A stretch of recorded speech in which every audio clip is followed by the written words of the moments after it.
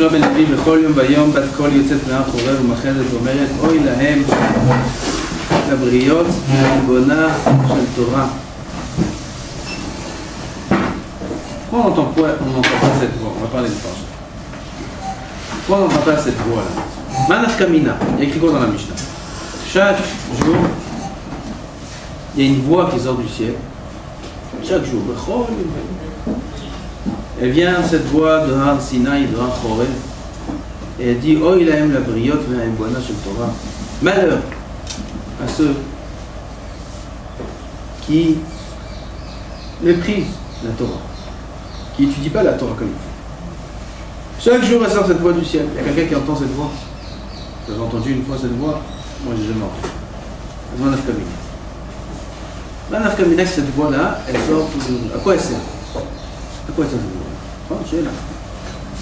Et les Farshim, ils sont beaucoup s'attarder sur cette chaîne-là.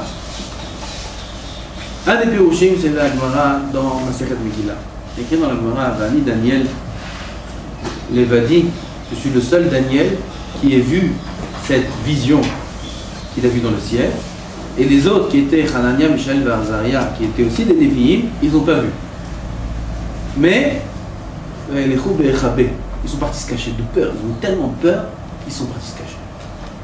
Peur de quoi? La Gemara demande, arrête, puisqu'ils n'ont pas vu, alors de quoi ils ont eu peur? La Gemara répond, eux, c'est vrai qu'ils n'ont pas vu. Aval Mazalan Yuchazi. Leur Mazal, il a vu. C'est-à-dire qu'il y a des choses qu'on ne voit pas. Aval, notre Mazal, il voit ces choses-là, et on ressent la peur ou la joie, ou peu importe, tout dépend de ce que notre Mazal là-haut, il a vu. Alors on ressent ces choses-là. On m'a raconté une fois qu'il y avait un Bachou, Yeshiva, tous les mois de Elul, il tremblait. Tout le mois de Elul. Tous les ans. Le mois de Elul arrive, Rosh Hashanah, Rosh Chodesh Elul, jusqu'à la fin de Kippour, il tremble de peur.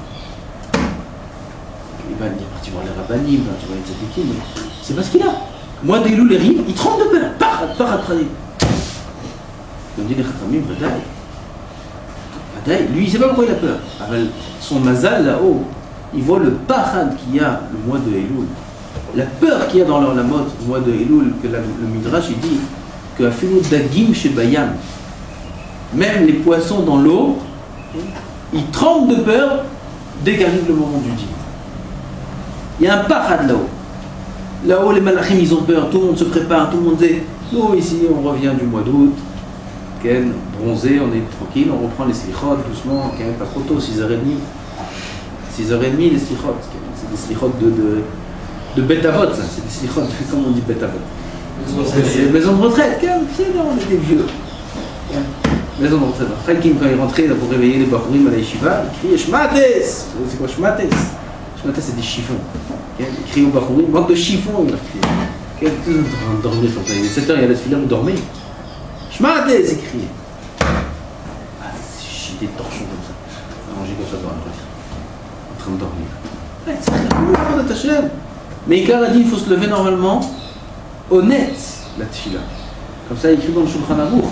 La tfila après le net, c'est une tfila qui est presque bédiavad.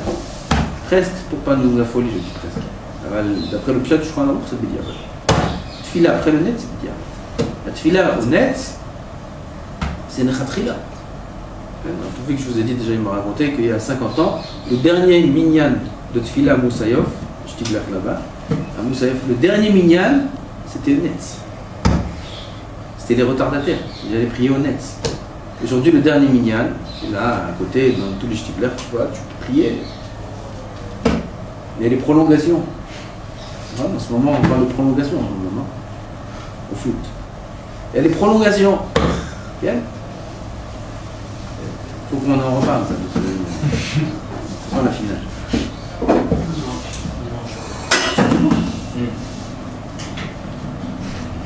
Ce dimanche, la finale.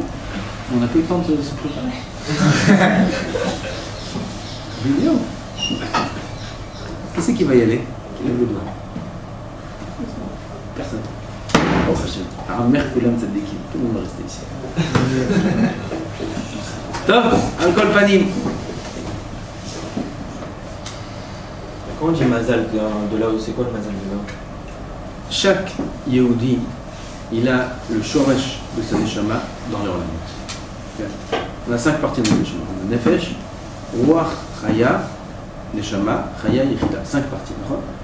Dans le corps, on n'a que nefesh, ruach. Tout le reste, c'est là-haut. Oui. Donc, notre mazal, la kavana, notre racine, là-haut, c'est quoi la lachon mazal? Pourquoi le mazal s'appelle mazal? C'est une lachon nozel. La lachon nozel, ça coule.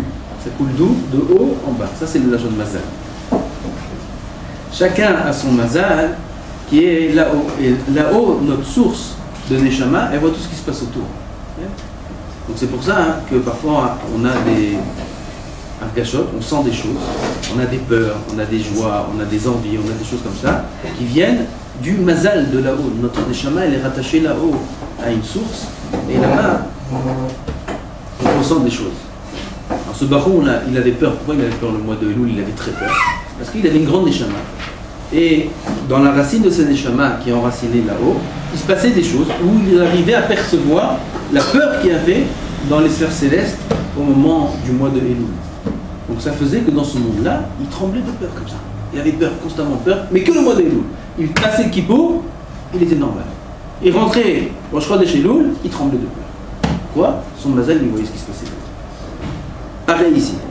On a dit, chaque jour, il y a une voix qui sort du ciel, et qui nous dit, oh, il aime la brigade, malheur à ceux qui ne sont pas affairés à l'étude de la Torah. Chaque jour, cette voix sort du ciel. On a dit, si on n'entend pas cette voix-là, à quoi ça sert qu'elle sort cette voix? Personne n'a entendu cette voix. Et là, c'est le même, il y a... D'accord que nous, on n'entend pas la voix. Alors, notre mazal là-haut, notre neshama là-haut, elle entend cette voix-là. Et cette voix qu'on entend, c'est elle qui a fait qu'aujourd'hui, voilà, au prochain, il y a des gens qui viennent à l'Yeshiva. On entend tous les matins comme ça. Oh, il aime la briotte, mais le bonage et le Torah. Oh, il aime malheur à celui qui n'étudie pas la Torah. Tous les jours, on entend ça. On n'entend pas physiquement, on entend inconsciemment. Notre neshama, elle entend ce cri-là tous les jours, qui sort, tous les jours, tous les jours, tous les jours. C'est ça qui fait qu'il y a aujourd'hui des Yehudim qui se poseront une tchouva sans fin. Sans fin. Aujourd'hui, c'est presque une mode de venir à l'Yeshiva. Vous savez combien d'appels on a pour l'année prochaine? Il n'y a plus de place. Rempli à craquer, à craquer. Tout le monde fait tchouva. Pourquoi? Oh, il aime la briotte, mais le bonheur chez le Torah. Aujourd'hui, on est dans une génération. Pourquoi avant non? Pourquoi avant non? Pourquoi il y a 20 ans, c'était pas comme ça? Ravel Baz, il nous racontait que quand il a commencé à faire tchouva aux gens, pour amener un juif, pour qu'il commence à faire Shabbat, il fallait rester sur lui pendant 10 ans. 10 ans, il fallait laver de ça. 10 ans, tu l'attrapes, c'est un projet. Celui-là, il faut qu'il fasse Shabbat. Avant, c'était très très dur de faire tchouva. Très dur. Les yeshivot en Israël, il y a 50 ans, il n'y avait personne. Tu vas entrer à Pognovitch, on te paye, viens. Bon, tu peux être Sfaradi, Ashkenazi, tu peux être ce que tu veux, tu peux être. Rentre à les meilleurs yeshivot, tu peux rentrer. Pourquoi? Il n'y avait personne. Il n'y avait personne, les yeshivot, elles étaient vides, il n'y avait personne. Qui c'est qui allait en yeshiva? Avant, jamais de la vie, un homme, il donnait sa fille à un avraire.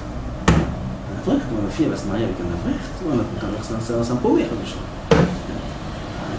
Il a de l'argent, pas d'argent, pas de mariage. On donne à quelqu'un d'autre. Avant c'était comme ça. Aujourd'hui, tu veux prendre un bachou yeshiva à bon, ça coûte cher. Ça coûte cher. Les parents ils demandent beaucoup d'argent. Mon fils c'est le meilleur. Le Rosh Yeshiva dit mon fils c'est le meilleur de la yeshiva, cet élève-là. Tu veux cet élève-là, il faut payer tant. Il faut la maison, il faut ça. Aujourd'hui, bon, le kavod de la Torah il est remonté. Avant il n'était pas comme ça. Pourquoi c'est comme ça aujourd'hui? Parce qu'aujourd'hui, il y a des souris beaucoup plus. Avant, les gens, ils vivaient plus calmes. Le monde était calme, les gens étaient calmes, la vie était paisible, il n'y avait pas d'Internet.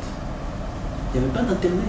L'Internet, ça nous a rendus fous complètement.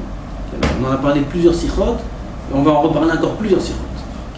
Se modernise, toute la modernisation, c'est ça qui a rendu tout le monde stressé. Avant, il n'y avait pas... Il y a un, il est parti au Maroc, il n'y a pas longtemps. Il m'a raconté, il est parti au Maroc et il est revenu, il m'a dit, ah, c'est pas possible. Il m'a dit, j'étais dans des pays, dans des villages. Là-bas, il a vu le gardien du cimetière. Il y a un cimetière là-bas, il y a des tzadikim qui sont. Il a vu le gardien du cimetière. Il me dit, c'est pas possible. Il vient le matin, il s'assoit là-bas, il a une petite chaise avec un petit parasol, il s'assoit. toute la journée. Il a fini la journée, il rentre chez lui. Et le lendemain matin, il vient, il s'assoit toute la journée. Il a ses petits trucs de lait, il a ses petits fromages, toute la journée comme ça. Toute la journée. Et il finit, il rentre chez lui. Je lui dis, alors qu'est-ce qu'il y a? Je lui dis, il fait rien. Il y a le problème. C'est quoi le problème? Je lui dis, je sais pas, mais il n'y a pas de téléphone, il n'y a pas de truc, il n'y a pas d'électricité, il n'y a pas. La nuit c'est avec des bougies, la nuit c'est. Il est tranquille. Ah, Botaï, il est tranquille. Il vit une belle vie. Il est tranquille. Il n'a pas d'électricité. Il n'a pas de facture. Il n'a pas des coups de fil sans arrêt. Et à chaque fois, il faut voir qui c'est qui c'est. À chaque fois, il faut comme ça, tout le stress. Qui c'est qui m'appelait, qui ne m'a pas appelé, rien du tout. Okay. Et là, je tombe baïd, sa femme, elle est jetée là-bas dans la maison. Elle dit pas un mot, elle fait la pâte là-bas, les gâteaux. Botaï, c'est la belle vie. Avant, tout le monde vivait comme ça. Tout le monde vivait comme ça. Chacun il avait sa petite parcelle de terrain, comme ça, dans un coin de son jardin. Là-bas, il avait un peu de tomates, un peu de blé, un peu de trucs. Il allait au marché, il vendait, il revenait, il amenait un peu de pain, un peu de tout. Le lendemain, pareil. Et le lendemain, pareil. Et on s'assoit, on étudie la Torah tranquillement. Celui qui a le srout, il était au Beth Midrash avec les Géoné Olam là-bas à l'époque. Il étudiait la Torah. Il a fier. Il y avait des problèmes. Des problèmes d'argent? Non, il n'y a pas de soucis, il n'y a rien de tout. Et il vivait jusqu'à 100 ans. Sans aucun problème. La vie était tranquille. Tranquille, paisible. Ah, le Baruch Hashem, ils sont venus et ils nous ont inventé ça. Ils nous ont inventé ça. Celui qui a inventé l'électricité. Une bonne invention. L'électricité, sans électricité aujourd'hui, il y a une coupure, on a l'impression qu'il n'y a plus de vie. D'accord? Aval. L'électricité en soi, d'un côté c'est positif, il y a ça, il y a la lumière, un truc. D'un autre côté, combien il y a de dégâts de l'électricité?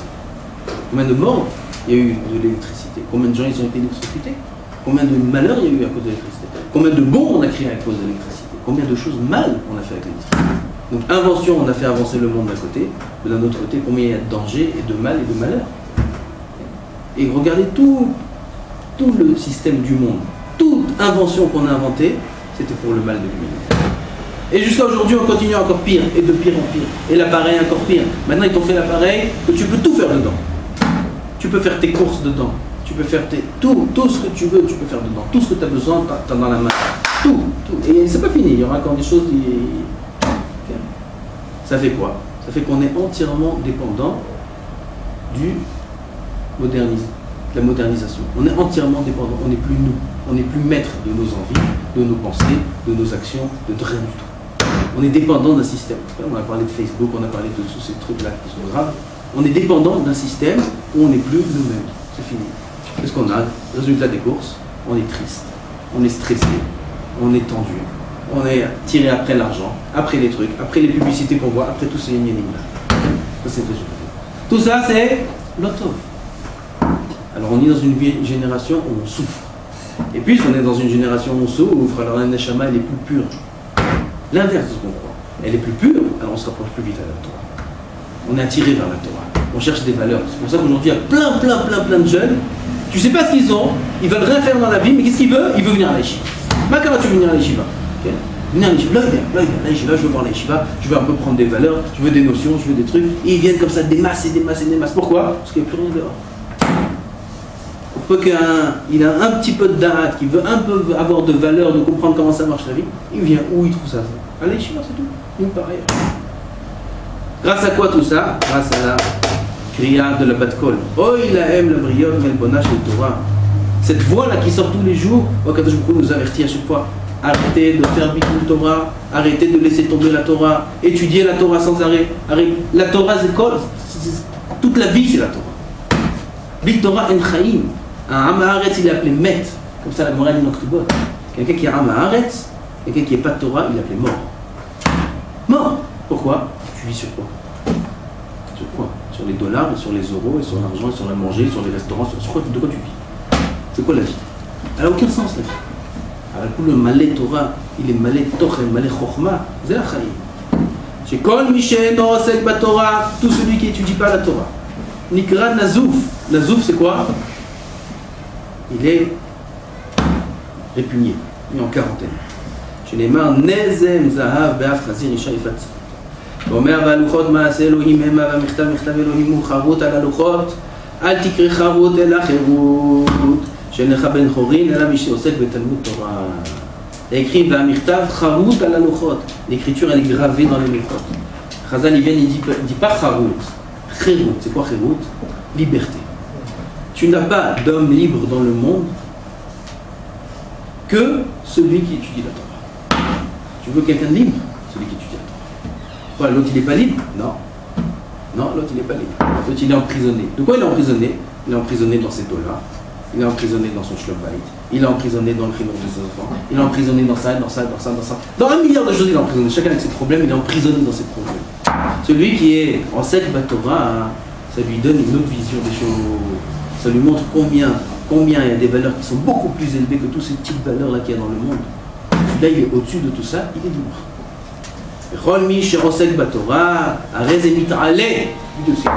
Celui qui étudie la Torah, il s'élève. Il va un peu plus haut que toutes ces petites choses-là dont tout le monde est affairé. Chez les Mar, Umimatania, Nechaliel, Uman Nechaliel, Bamot. Umimatana, c'est quoi Matana? C'est le cadeau. C'est la Torah qui est donnée en cadeau. Le Kadosh Baruch Hu, il donne en cadeau la Torah. Celui qui veut la Torah, il la reçoit en cadeau. Tu ne peux pas l'acheter, tu ne peux pas l'acquérir. C'est un cadeau la Torah. Umimatana, Nachaliel. Tu reçois en héritage Nachala, la Torah. Umi Nachaliel, Bamot. Une fois que tu as reçu l'héritage de la Torah, Bamot. Alors là, tu es élevé au-dessus des autres et tu arrives à voir le monde, Bezrat Hashem, d'un œil beaucoup plus haut avec des valeurs beaucoup plus importantes. Hashem est